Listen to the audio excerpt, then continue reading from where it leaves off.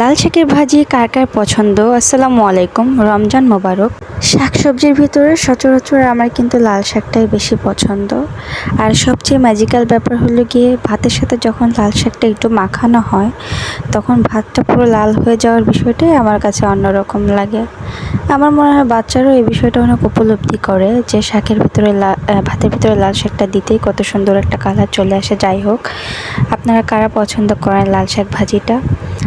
সচরাচর লাল শাক ভাজিটা কিন্তু রান্নাও করা যায়। শাকের ইচ্ছা করলে রান্না করা যায় ছোটো ছোটো চিংড়ি মাছ দিয়ে। আপনি চাইলে রান্না করেও খেতে পারেন।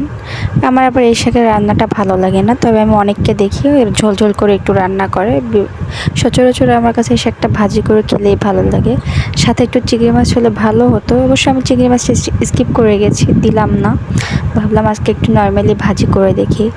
সেহরির জন্য অবশ্য বানানো হচ্ছে লাল শাকের ভাজিটা।